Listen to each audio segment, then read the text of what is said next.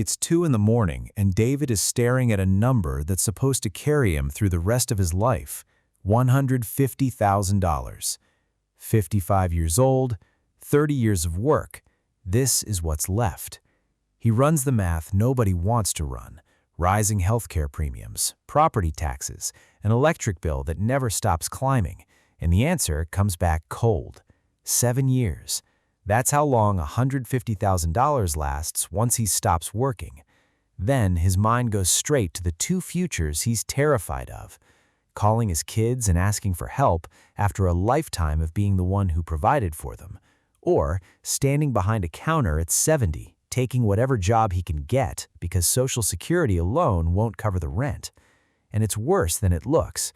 That $150,000 is sitting in an ordinary savings account, earning next to nothing, while inflation quietly eats it alive month after month.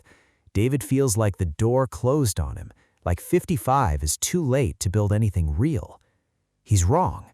There's a piece of math that's been sitting in front of him this entire time, completely unused, and it says that same $150,000 doesn't need 40 years to double. It needs 9. 9 years in David's account grows by another full $150,000 without him working a single extra day. This video breaks down exactly how that works and 2 silent traps stealing years off your timeline right now without you noticing. Quick note before we get into it. This video is for educational purposes only and isn't personalized financial advice. Please consult a licensed financial advisor before making decisions about your own money. If this is useful, hit subscribe. New videos like this every week. Let's get into it. Chapter 1. How the Rule of 72 Works. The Rule of 72 is almost embarrassingly simple, which is probably why so many people ignore it. Here's the formula. The number of years it takes to double your money equals 72 divided by your annual rate of return. That's the whole thing. You take the number 72 divided by whatever percentage return you're earning, and the answer tells you roughly how many years it takes for your money to double. Put $100,000 into something earning 8% a year, divide 72 by 8, and you get 9. 9 years until that $100,000 becomes $200,000. This isn't some modern finance trick. The math traces back to 1494, to a book written by an Italian friar named Luca Pacioli, the same man historians credit as the father of modern accounting. Merchants in Venice were using a version of this shortcut over 500 years ago to estimate how fast their money would grow. The tool is old. What's changed is that almost nobody your age was ever taught to use it. Here's where it gets uncomfortable, and where I want you to actually picture your own bank statement.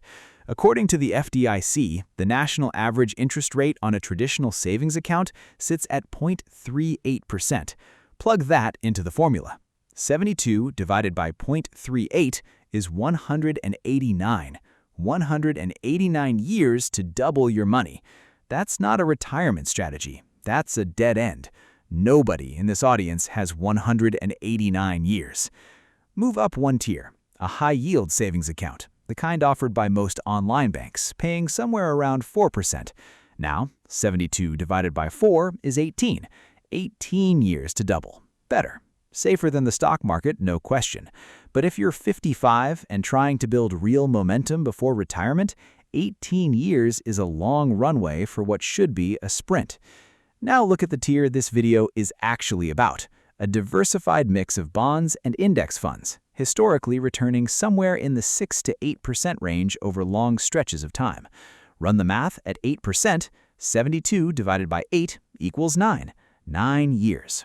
That's the number that changes David's story. That's the number that turns a 55-year-old with $150,000 into a 64-year-old with $300,000, without adding a dollar of new savings. I want to be honest with you about something, because I'd rather you trust every number in this video than have you feel talked down to. 6 to 8% isn't a promise. It's a long-run historical average for a balanced, diversified portfolio, and any year can come in above or below that number. But it's the number that shows up again and again across decades of market data, which is exactly why it's the number worth building a plan around. Chapter 2. The Power of Late-Stage Capital. Here's something almost nobody explains properly, and it's the reason being 55 with real savings is an advantage, not a disadvantage. Human brains are wired for linear thinking. We expect growth to look like a staircase, steady, predictable, one step at a time. Compounding doesn't work that way. It's flat for a long time, and then it explodes. Picture a penny that doubles in value every single day for 30 days. Day 1, you have 1 cent. Day 10, you have $5.12.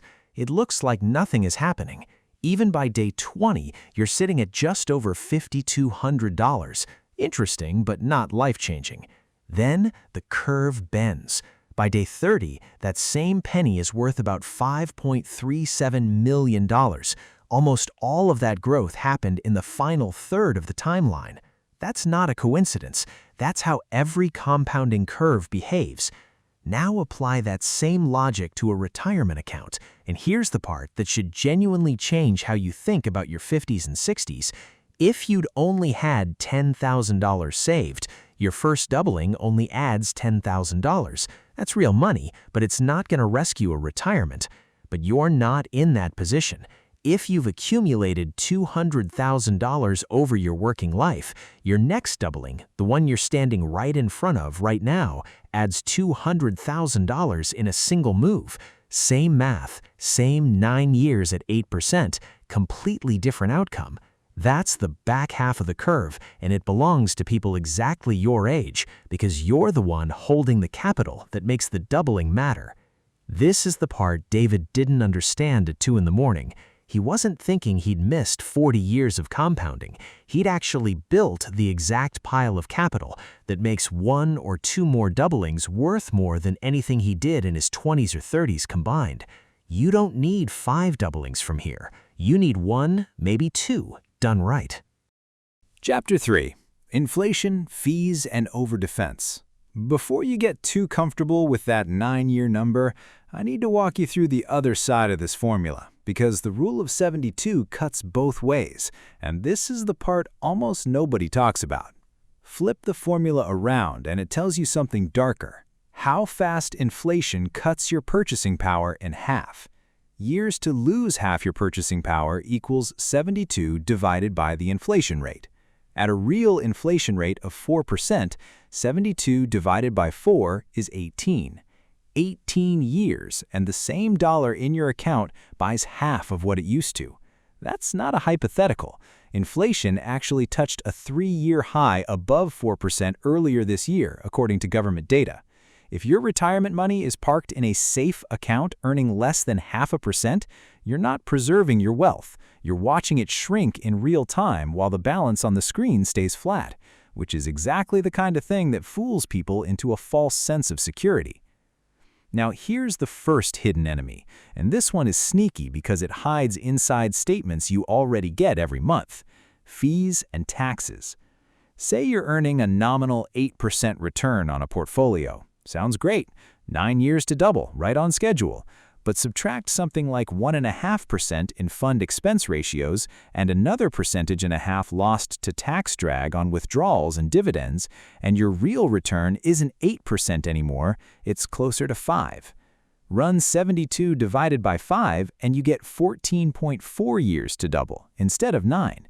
That's 5.4 extra years added to your timeline, quietly, without a single bad market day. Nobody sends you a letter saying, your retirement just got pushed back 5 years.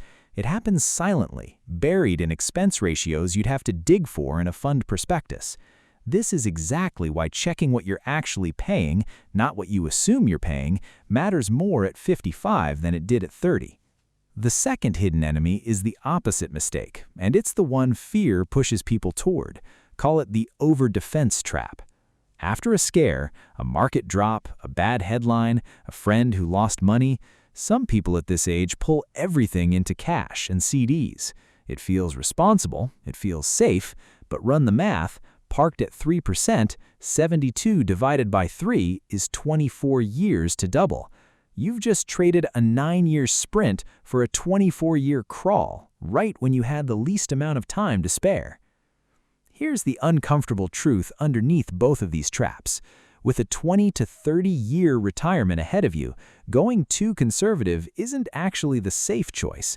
It's mathematically the same as guaranteeing you'll fall behind inflation.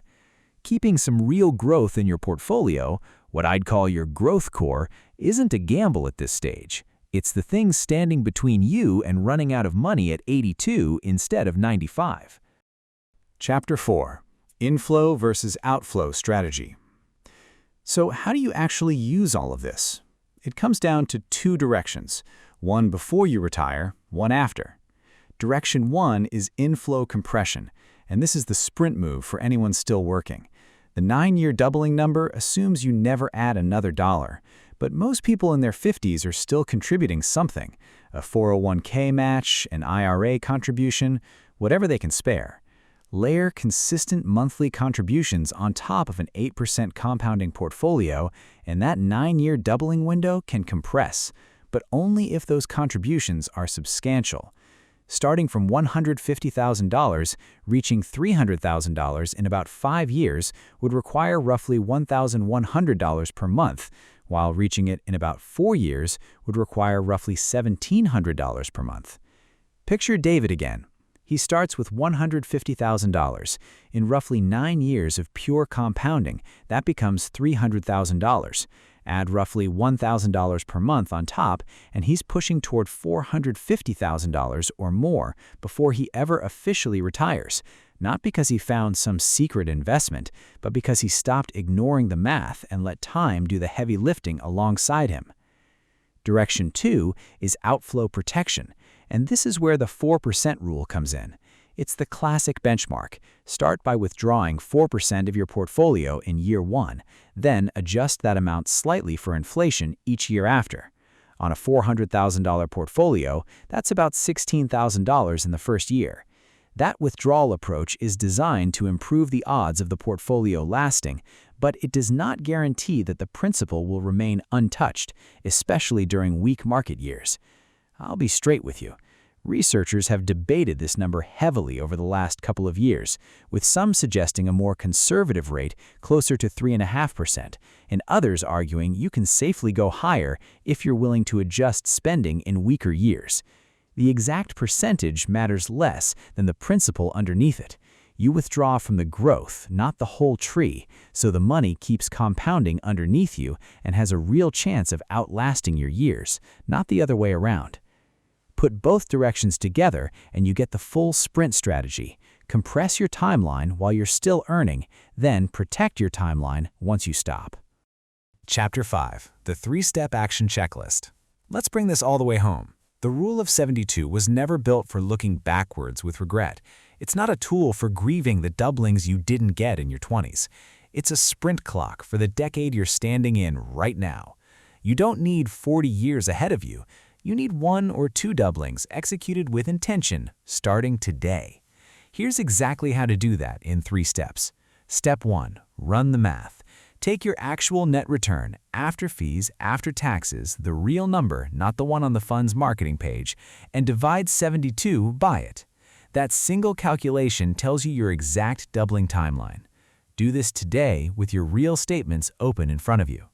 Step 2. Clean the portfolio. Go find every fund you own and check its expense ratio. If you're paying 1.5% or more on funds that aren't meaningfully outperforming a low-cost index, that fee is quietly adding years to your timeline. At the same time, look at any cash sitting idle in a low-yield account and move it somewhere that at least keeps pace with inflation. Step 3. Set the strategy.